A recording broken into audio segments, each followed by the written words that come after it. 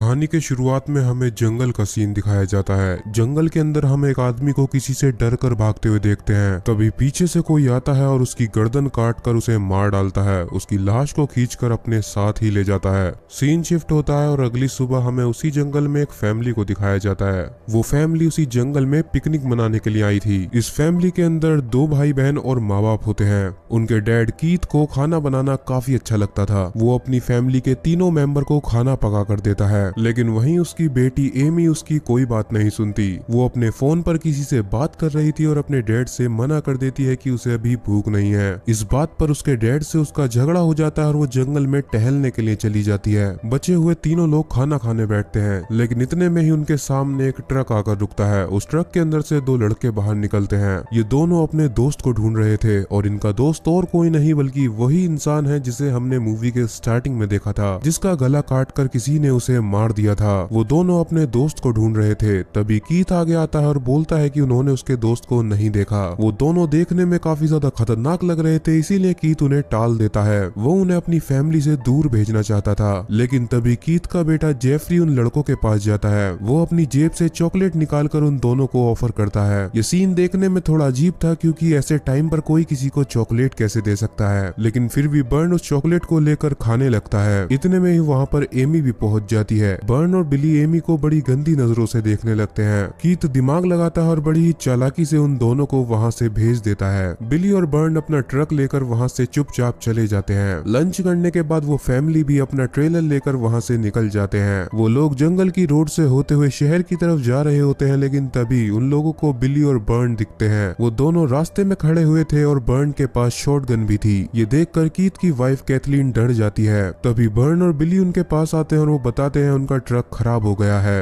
Burn उनसे बोलता है उन्हें टाउन तक के लिए लिफ्ट चाहिए, लेकिन कैथलीन को ये करना ठीक नहीं लगता, इसीलिए वो कीथ से मना कर देती है। लेकिन बर्न कीथ से बोलता है कि बस वो बिली को अपने साथ ले जाए, और अगर उन लोगों को उसकी शॉटगन से डर लग रहा है तो शॉटगन भी उसी के पास रहेगी। अब कीथ को लगता है उसके पास और कोई चारा नहीं है, इसीलिए वो बिली को अपने साथ अपने ट्रेलर में बैठा लेता है। बिली उन लोगों को बताता है थोड़ी ही दूर चलकर उसका घर है, जहाँ पर उसकी 2 बहनें और उसके ग्रैंडफादर रहते हैं। अब वो फैमिली बिली के घर की ओर निकल जाते हैं, लेकिन ट्रेलर के अंदर बिली बैठकर बार बार एमी को घूरे जा रहा था। जेफरी एक नोटबुक से खेल रहा था। तभी बिली उसके हाथ से उसकी नोटबुक छीन लेता है, लेकिन बिली जब उसकी नोटबुक को देखता है तो उसके अंदर उसे अपने दोस्त की हैंडराइटिंग दिखाई देती है। वही दोस्त जो कल रात मारा जा चुका था। इससे पहले कि बिली को कुछ और समझ आता, जेफरी उठता है और उसकी गर्दन में 2 चाकू घुसा देता है। और यहीं पर इस कहानी का सबसे बड़ा खुलासा होता है। जिन लोगों के लुक्स और कपड़ों को देखकर हम जज कर रहे थे, असल में वो बुरे लोग नहीं थे, बल्कि शहर से आई हुई ये फैमिली ही सीरियल किलर थी। ये लोग इंसानों को मारते हैं और उन्हीं का मांस पकाकर खाते हैं। इस फैमिली ने ही बिली के दोस्त को मारा था और दोपहर के टाइम पर उसी का मांस पकाकर ये लोग खा रहे थे। कहानी के द्वारा हमें यही बताया गया है कि किसी के लुक्स को देखकर हमें जज नहीं करना चाहिए। उन दोनों लड़कों ने बुरे कपड़े पहन रखे थे, जिसकी वजह से हम सभी को लगा कि यही बुरे लोग हैं, जबकि बुरी तो वो फैमिली थी जो कि अच्छे कपड़े और साथ ही में सभ्य लग रहे थे। अब वो मासूम सी दिखने वाली फैमिली बिली की बॉडी के टुकड़े करने लगते हैं ताकि वो उसे अपने फ्रीजर में रख सकें। वो मासूम सी दिखने वाली कैथलीन बिली की आंखों को निकालकर एमी को गिफ्ट में देती है। एमी को आंखें पसंद थी, इसीलिए उसे बिली की आंखें गिफ्ट में दी जाती है। बिली को मारने के बाद भी इस फैमिली का दिल नहीं भरता। अभी भी वो उसके घर जाने वाले थे, क्योंकि बिली के हिसाब से उस घर में 2 लड़कियां और एक बूढ़ा आदमी है, जिन्हें मारना इनके लिए बाएं हाथ का खेल है। दूसरी साइड हमें बिली की फैमिली दिखाई जाती है, जहाँ पर 2 लड़कियां और उनका ग्रैंडफादर था। वो लोग डिनर करने के लिए बैठे होते हैं, लेकिन तभी उनकी डोर बेल बजती है। बाहर वही फैमिली खड़ी हुई थी।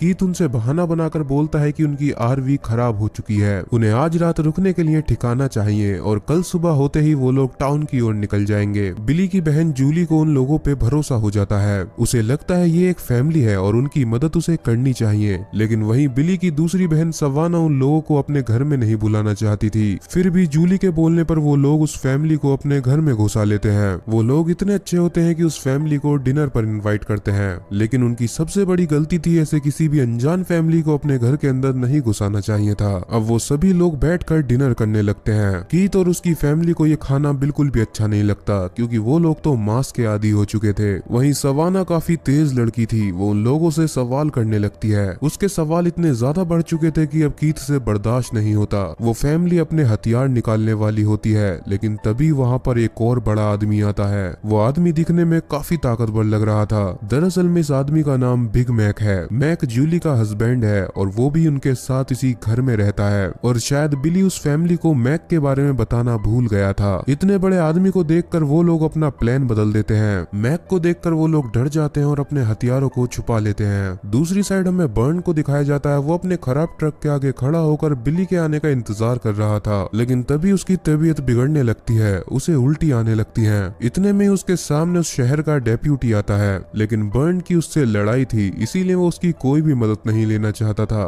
डेप्यूटी के जाते ही बर्न की हालत और भी ज्यादा खराब होने लगती है। तभी हमें दिखाया जाता है जेफरी ने जो चॉकलेट बर्न को दी थी उसके अंदर जहर मिला हुआ था, जिससे धीरे धीरे कोई भी इंसान मर सकता है। वहीं दूसरी साइड जेफरी उसी चॉकलेट को मैक और जूली को देता है। मैक उस चॉकलेट को लेकर खा लेता है और साथ ही में जूली भी खा लेती है। एमी घर का टॉयलेट यूज करने के लिए जाती है क्योंकि उसे ड्रग्स लेने की आदत थी, लेकिन जल्दबाजी में वो बिली की आंख को वहीं टॉयलेट में गिरा देती है। वो वॉशरूम से बाहर आती है जहाँ सवाना खड़ी हुई थी। सवाना और एमी की बातों से हमें पता चलता है वो दोनों ही लेस्बियन हैं। एमी जिससे हर टाइम कॉल पर बात करती रहती है वो कोई लड़का नहीं बल्कि लड़की उसकी गर्लफ्रेंड है। ये बात उसकी फैमिली में किसी को नहीं पता है। उसके डैड इंसानों का मांस खाने के लिए तैयार है, लेकिन उसकी लड़की लेस्बियन हो इस बात को नहीं सह सकते। अब उन सभी लोगों को वहाँ रुकने के लिए उनके कमरे दिए जाते हैं। कैथलीन और कीथ को वहाँ का गेस्ट रूम दिया जाता है। वहीं जेफरी को बिली के कमरे में सोना होगा और एमी को सवाना के साथ सोना होगा, क्योंकि सवाना का कमरा काफी बड़ा है और वो दोनों लड़कियां हैं, इसीलिए वो आराम से उस कमरे के अंदर एडजस्ट कर सकती हैं। कीथ और कैथलीन गेस्ट रूम के अंदर जाते हैं, जहाँ कैथलीन की बातों से हमें पता चलता है इस फैमिली को मारने का उसका कोई इरादा नहीं है। वो इस फैमिली को बिल्कुल नहीं मारना चाहती, क्योंकि वो खुद भी एक फैमिली के साथ रहती है। लेकिन कीथ उससे बोलता है कि ये फैमिली किसी काम की नहीं है, ये लोग धरती पर बोझ हैं। कीथ का मानना था गरीब लोगों के जीने का कोई हक नहीं है, वो लोग धरती पर सिर्फ बोझ हैं। वो लोग ऐसी गरीबी हालत में जी कर भी क्या ही करेंगे, इसीलिए कीथ उन लोगों को मार दिया करता था। अब कीथ जेफरी के पास जाता है। वो उसे समझाता है कि बिग मैक को मारना इतना आसान नहीं है, इसीलिए वो उसे खुद ही मारेगा और जूली को वो मार सकता है। दूसरी साइड हमें सवाना और एमी को दिखाया जाता है। वो दोनों एक दूसरे के करीब आ रही थी। वहाँ एमी को सवाना की काफी सारी ट्रॉफी रखी हुई दिखती है, क्योंकि सवाना एक तीरंदाज है, उसका निशाना बहुत ही पक्का है। वो दोनों काफी करीब आने लगती हैं और किस करती हैं। अब तो ये कंफर्म हो चुका था कि वो दोनों ही लेस्बियन हैं। दूसरी साइड मैक और जूली की हालत खराब हो चुकी थी,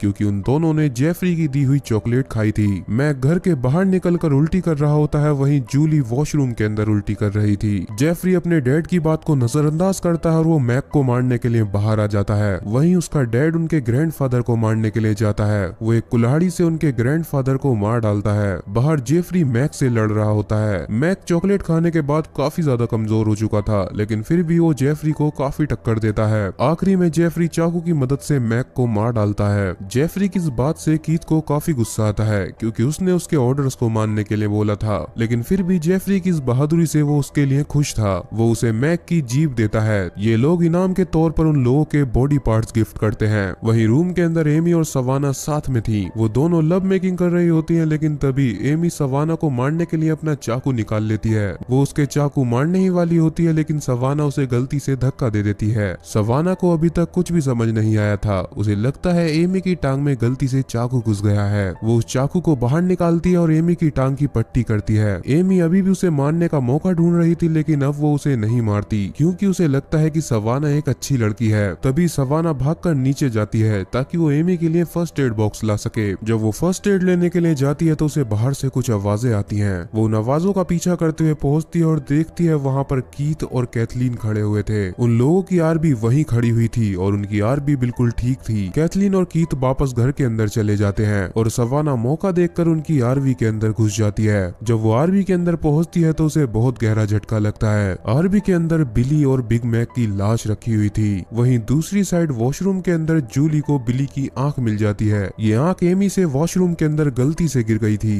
वो दोनों समझ चुकी थी वो फैमिली उनके लिए खतरा है और उनकी जान खतरे में है। जूली अपने ग्रैंडफादर के रूम में जाती है और वो देखती है उसके ग्रैंडफादर भी मर चुके थे। इतने में ही पीछे से कीथ आता है और उसे पकड़कर अपने साथ ले जाता है, लेकिन कीथ जूली को खुद नहीं मारना चाहता था। वो उसे कैथलीन से मारने के लिए बोलता है। बहुत देर मनाने के बाद कैथलीन उसे मारने के लिए मान जाती है, लेकिन तभी एक तीर आता है और वो कैथलीन की गर्दन के आर पार हो जाता है। ये तीर सवाना ने चलाया था। वो घर के बाहर से उन लोगों के ऊपर हमला कर देती है। तभी नीचे एमी भी पहुंच जाती है। वो देखती है उसकी मॉम मर चुकी है और ये काम सवाना ने किया है। ये देखकर उसे बहुत ज्यादा गुस्सा आता है और अब वो सवाना को मारना चाहती थी। सवाना को बुलाने के लिए कीथ दिमाग लगाता है। वो जूली को चेयर पर बांधकर उसे टॉर्चर करने लगता है। वो उसकी एक उंगली तोड़ देता है जिससे जूली चिल्लाती है। सवाना भी चालाक थी और वो अपने रूम की ऊपर वाली विंडो से घर में घुसती है। वो जेफरी को पकड़ लेती है और उसकी गर्दन पर चाकू रखकर उसके डैड के सामने जाती है, लेकिन कीथ भी जूली की गर्दन पर चाकू रख देता है। अगर सवाना जेफरी को मारेगी तो कीथ जूली को मार देगा। ये देखकर जेफरी को कुछ भी समझ नहीं आता क्योंकि उसके डैड उसकी जिंदगी को दांव पर लगा रहे थे। सवाना अपनी बहन को नहीं खोना चाहती थी, इसीलिए वो जेफरी को छोड़ देती है, लेकिन वो काफी चालाक थी। उसने यहाँ आने से पहले ही पुलिस को कॉल कर दी थी। अब कीथ दोनों बहनों को साथ में चेयर पर बांध देता है। उसका प्लान उन दोनों को टॉर्चर करने का था। कीथ उनकी रसोई में जाकर बिग मैक की जीभ को फ्राई करने लगता है। जूली को पता चलता है कि बिग मैक भी मर चुका है। ये बात सुनकर उसे बहुत गहरा सदमा लगता है। कीथ उनके सामने बिग मैक की जीभ को खाने लगता है, लेकिन वो जूली और सवाना को भी टॉर्चर करता है ताकि वो बिग मैक की जीभ को खाएं। वो दोनों उसकी बात नहीं मानती, जिस पर वो जूली का अंगूठा काट कर ही खा जाता है। कीथ बेशक इंसानों का मांस खाता है, लेकिन उसे ये बात बिल्कुल हजम नहीं होती कि उसकी बेटी एक लेस्बियन है, यानी कि वो लड़की होकर भी लड़कियों से ही प्यार करती है। इस बात पर कीथ और एमी लड़ने लगते हैं। सवाना मौका देखकर अपने हाथ खोल लेती है और वहीं चाकू उठाकर कीथ की आंख में घुसा देती है, लेकिन कीथ की दरिंदगी का हमें अब पता चलता है। वो अपनी आंख को ही निकाल कर खुद ही खा जाता है। वो सवाना को दोबारा से पकड़ लेता है, लेकिन इतने में ही वहाँ पर शॉटगन लेकर बर्न पहुंच जाता है।